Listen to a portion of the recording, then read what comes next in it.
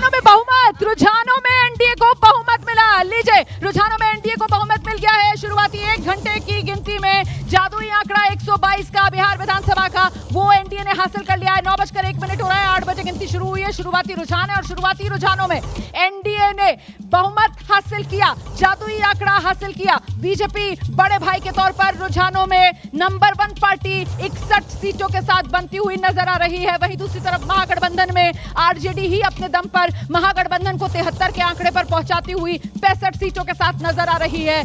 और जो कांग्रेस है वो कुछ खास कमाल करती हुई यहां पर नजर नहीं आ रही है। क्या एक बार फिर से महागठबंधन में सबसे कमजोर कड़ी कांग्रेस ही साबित होगी? ये बड़ा सवाल है। इस बीच जरा ब्रेकअप देख लीजिए आप। जादुई आंकड़ा एनडीए ने हासिल कर लिया है और जादुई आंकड़ा जब एनडीए ने हासिल किया है 122 वाला, तो फिर बीजेपी बड़े भाई की भूमिका में जेडीयू के मुकाबले, हालांकि ज्यादा सीटों का फर्क नहीं है, दोनों की स्ट्राइक रेट बढ़िया है, लेकिन फिलहाल 66 पर बीजेपी है और 53 पर जेडीयू है। और इस तस्वीर में सबसे बड़ी पार्टी भी बिहार की राजनीति में बीजेपी बन रही है। अभी की ये तस्वीर है, 9:02 समय हो रहा है। बिहार की राजनीति में इस वक्त एनडीए ने 125 का आंकड़ा हासिल कर लिया है। शुरुआती रुझानों में एग्जैक्ट वही नंबर है जो 2020 में एनडीए ने हासिल किया था, 125 वाला। और फिलहाल 1 घंटे के अंदर अंदर एनडीए 125 के आंकड़े पर पहुंच गया है। अभी भी इफ एंड बट की जरूरत है।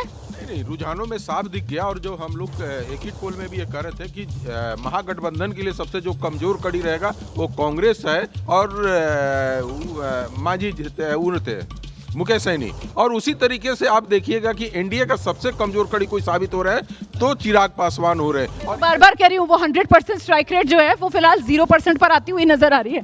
और रोहित हंस रहे हैं, हंस क्यों रहे हैं चिराग पासवान के 100% स्ट्राइक रेट पर? अभी बहुत प्रारंभिक है, इसलिए किसी के बारे में आकलन नहीं किया। चिराग को सपोर्ट कर रहे हैं मतलब आप? जो पांडव पूरी ताकत के साथ लड़े हैं, कौरवों की हार होगी, न्याय का उपेंद्र कुशवाहा की भी नहीं खुल रही है, खाता नहीं खुल रहा। आरजेडी के रीतलाल यादव आगे चल रहे हैं। दानापुर रीतलाल यादव आगे हो गए हैं, मतलब ये कि रामकृपाल यादव जो है वो दानापुर से पिछड़ रहे हैं। हाँ, आप कह रहे हैं कि पिक्चर अभी बाकी है। लालू जी इनके लिए वोट मांगने गए थे और 9:03 हुई है और 9 बजे ईवीएम पहली खुली है।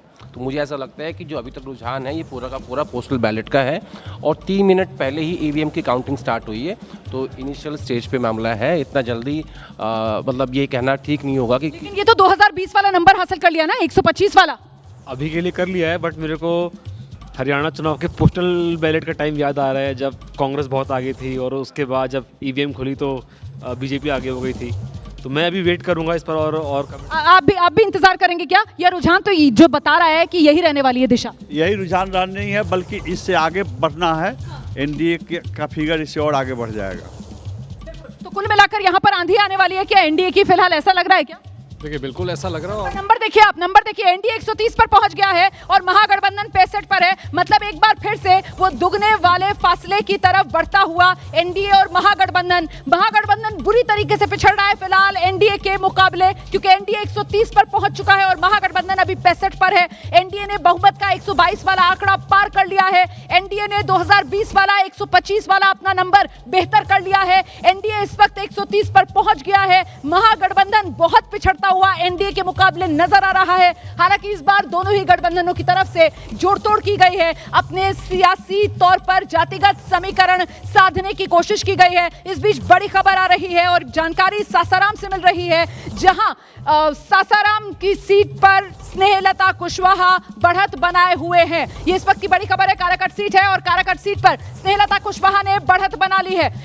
काराकाट सीट पिछली बार आरजेडी ने जीती थी। सत्येंद्र शाह आरजेडी की तरफ से यहां पर चुनाव मैदान में है। उपेंद्र कुशवाहा की पत्नी है स्नेहलता कुशवाहा और इस सीट के लिए कहा जाता है कि यहां पर हमेशा कुशवाहा उम्मीदवार ही जीतता है, जो 2015 में अपवाद बना था। सहरसा सीट से आईपी गुप्ता आगे चल रहे हैं। सहरसा सीट जहां से अभी कुछ देर पहले मैंने आपको बताया था कि आलोक रंजन झा आगे चल रहे हैं, जो सिटिंग एमएलए हैं, अब वो पीछे हो गए हैं और सहरसा पर आईआईपी के इंद्रजीत गुप्ता जो हैं उन्होंने बढ़त बना ली है। तो ये कुछ जो उलटफेर हो रहे हैं उसकी जानकारी भी हम आप तक पहुंचा रहे हैं, लेकिन फिलहाल जो बिग पिक्चर है वो ऊपर आप देख रहे हैं और बिग पिक्चर ये बता रही है कि एनडीए ने 130, 125 2020 वाला नतीजा नंबर बेहतर कर लिया है रुझानों में। देखिए रोमाना, मैं क्यों कह रही हूँ इंतजार करने के लिए, क्योंकि पिछली बार आपको याद होगा लगभग 50 ऐसी सीटें थीं जिस पे मार्जिन बहुत स्लिम था।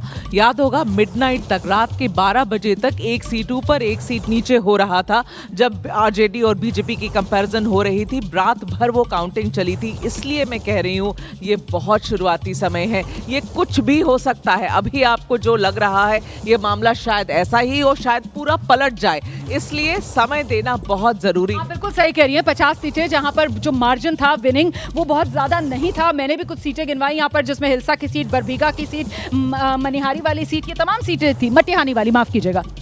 हम लगातार जब से चुनाव की घोषणा हुई और चुनाव कैंपेन चल रहा था, हम इन बातों का जिक्र करते रहे कि 2020 के चुनाव में कई ऐसी सीटें थी जहां मार्जिनल विक्ट्री हुई थी। इस बार भी वो होने की संभावना है, क्योंकि इस बार भी एक थर्ड प्लेयर है। जन स्वराज पार्टी हालांकि बहुत अच्छा करती हुई दिखाई नहीं पड़ रही है, लेकिन अगर उन्हें 5-6% वोट आते हैं तो कई सीटें ऐसी होंगी जहां पर मार्जिनल विक्ट्री होगी।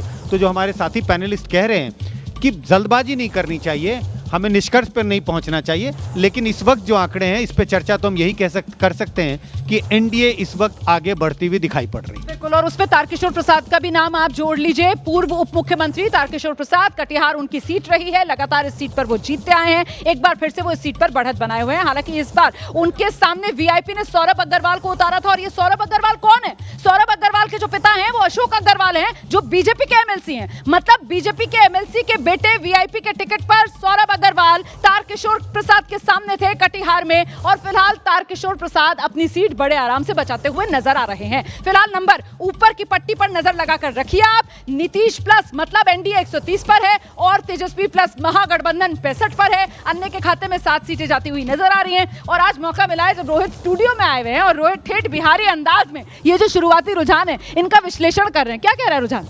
रुझान तो स्पष्ट है ना भाई।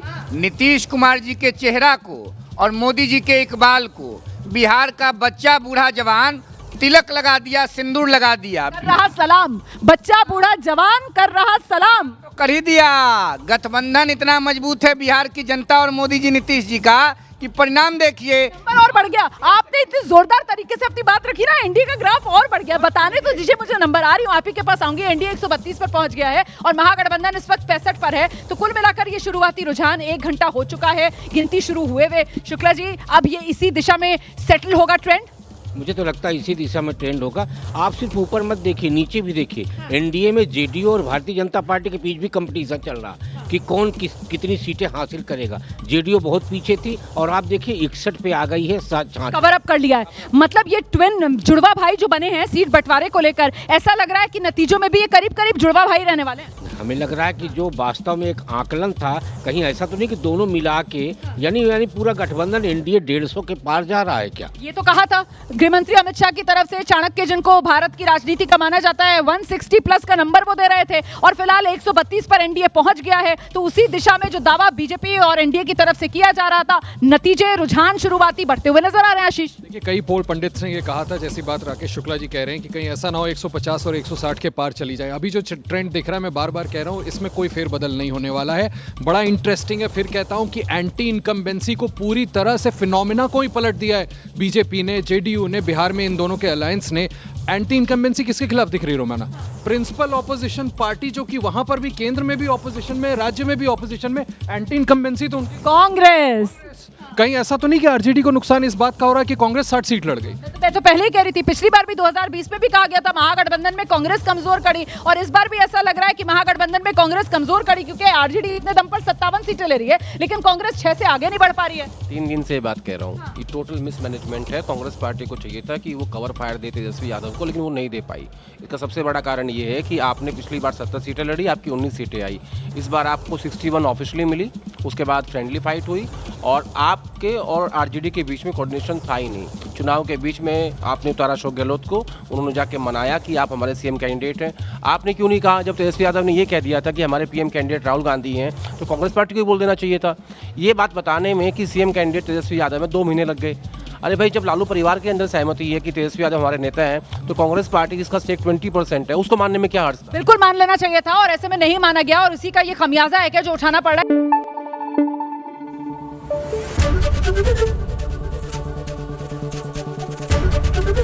एबीपी न्यूज आपको रखे आगे।